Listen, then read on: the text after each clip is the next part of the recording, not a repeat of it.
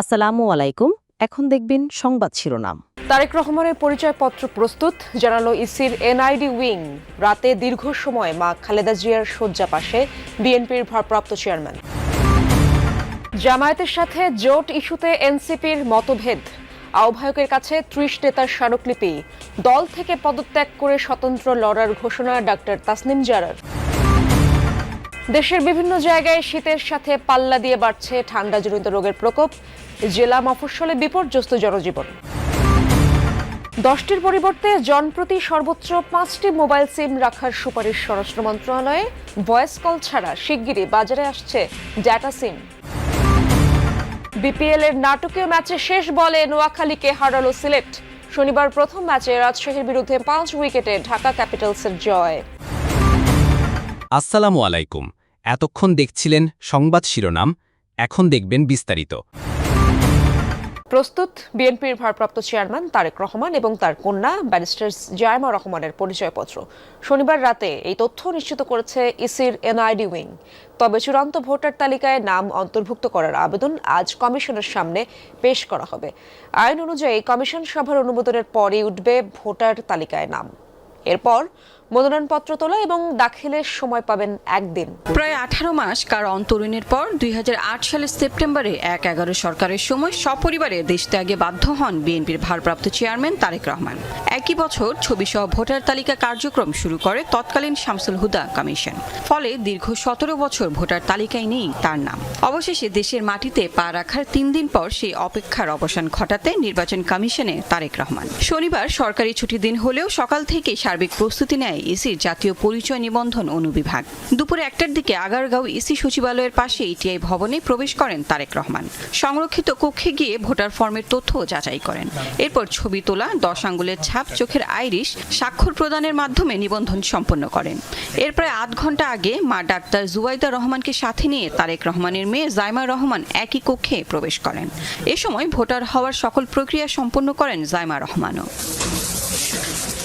নিবন্ধন কার্যক্রম শেষ করে সবাইকে শুভেচ্ছা জানিয়ে নির্বাচন কমিশন এলাকা ত্যাগ করেন তারেক রহমান। জামায়াতের সাথে জোট নিয়ে নীতিগত আপত্তি জানিয়ে জাতীয় নাগরিক পার্টির আহ্বায়ক নাহিদ ইসলাম বরাবর স্মারকলিপি দিয়েছেন দলটির 30 নেতা। যে তালিকায় রয়েছেন যুগ্ম সদস্য সচিব মুশফিক সালেহিন, খালেদ সাইফুল্লাহ, সাইফ মোস্তাফিজ, নুসরাত তাবাসসুম সহ আরও অনেকে। স্মারকলিপিতে গুরুত্বপূর্ণ কিছু নীতিগত বিষয়ে গভীর উদ্বেগের কথা জানানো হয়।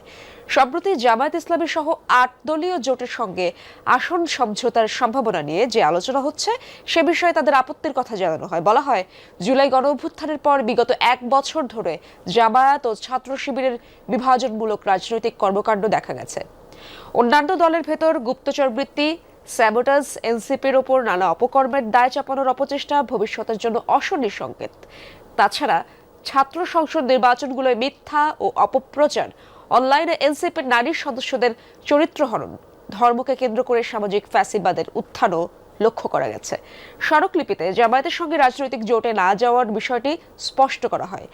জানানো হয়, 71 ইস্যুতে জামায়াতের সাথে এনসিপির মূল্যবোধ সাংঘর্ষিক। এদিকে এনসিপি থেকে পদত্যাগ করে ঢাকা 9 আসনে স্বতন্ত্র প্রার্থী হিসেবে নির্বাচনের ঘোষণা দিলেন ডক্টর তাসনিম জারা। এদিকে এনসিপি থেকে পদত্যাগ করে ঢাকা 9 আসনে স্বতন্ত্র প্রার্থী হিসেবে নির্বাচনের ঘোষণা দিলেন ডক্টর তাসনিম জারা।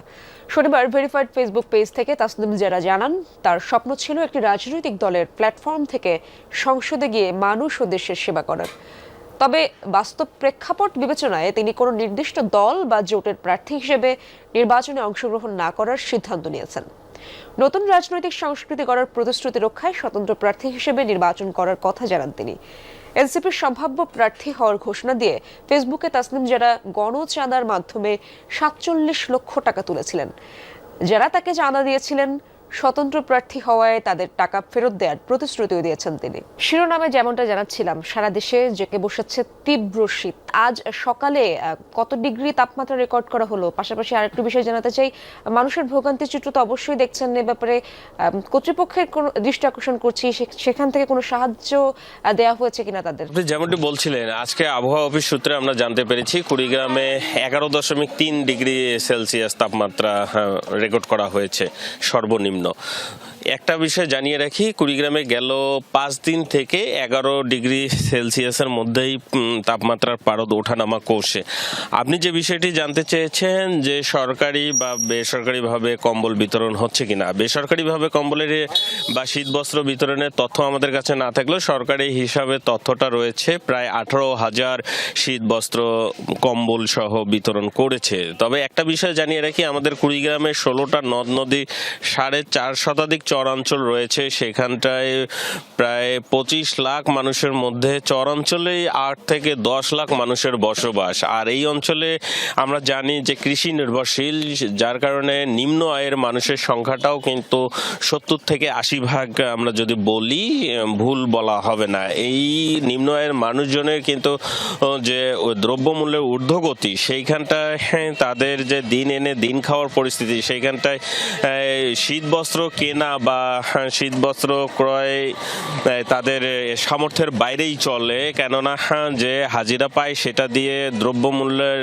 আনুষঙ্গিক যে ক্রয় ক্ষমতা সেটা শেষ করেই শীতবস্ত্র কেনার উপায়টা থাকে না। যার কারণে এই অঞ্চলের মানুষের দাবিটা হচ্ছে যে দ্রুত এই শীতকালীন সময় তারা যদি শীতবস্ত্রের দ্রব্যমূল্য দাম কমায় দেয়, তাহলে সেই ক্ষেত্রে এই অঞ্চলে যে খেটে খাওয়া মানুষ রয়েছে তাদের ক্রয় ক্ষমতার মধ্যে চলে আসবে। তখন শীতের যে ভোগান্তিটা রয়েছে সেটা কিছুটা হলেও তারা লাঘব করতে পারবে। 1 জানুয়ারি থেকে এক এনআইডির বিপরীতে 5টির বেশি সিম কেনা যাবে না। একই সময়ে এক পরিচয়পত্রের বিপরীতে আগের কেনা 10টির বেশি সিম নেটওয়ার্কে অচল হয়ে যাবে। এদিকে ভয়েস সিম কেবলমাত্র ডেটা সুবিধা সম্পন্ন আইওটি সিম বাজারে ছাড়ার প্রক্রিয়া চূড়ান্ত করেছে বিটিআরসি। একদিকে বিষাক্ত, অন্যদিকে আনন্দ। কোচের মৃত্যুর শোকের দিনে রাজশাহী ওয়ারিয়র্সকে 5 উইকেটে হারিয়েছে ঢাকা ক্যাপিটালস। ইমাদ নাসিরের ঘূর্ণিতে মাত্র 132 রানে থামে শান্তর রাজশাহী। প্রথম বলেই স্বদেশী ইমাদ ওয়াসিমের শিকার সাহিব জেদা ফারহান। 20 করা তানজিদ তামিমকে সাজঘরের পথ দেখান নাসির হোসেন। স্কোরবোর্ডে তাদের সংগ্রহ দাঁড়ায় 5 উইকেটে 85 রান। নাজমুল শান্ত করেন 37 রান। শেষ দিকে নেওয়াজের অপরাজিত 26 রানে ঢাকাকে 133 রানের লক্ষ্য দেয় রাজশাহী। জবাবে সাইফকে ফিরিয়ে ঢাকা শিবিরে প্রথম আঘাত হানেন তানজিম সাকিব। এক প্রান্ত আগলে রেখে জয়ের ভিত গড়ে দেয়া মামুন থামেন 55 রানে। 22 রান করে নাসির ফেরেন ক্যাচ দিয়ে। শেষ দিকে সাব্বির রহমানের 21 রানের 7 বল হাতে রেখে জয়ের বন্দরে পৌঁছে যায় ঢাকা। 8 জানুয়ারির মধ্যে টি-20 বিশ্বকাপের দল জমা দিতে হবে আইসিসির কাছে। বিসিবি সেই সময়ের আগে আইসিসির কাছে 15 সদস্যের স্কোয়াড জমা দেবে, তবে সেই দল প্রকাশ করবে না বোর্ড। 31 জানুয়ারির মধ্যে স্কোয়াডে পরিবর্তন আনার সুযোগ থাকায় জানুয়ারির 3য় সপ্তাহ নাগাদ চূড়ান্ত দল দেবে ক্রিকেট বোর্ড।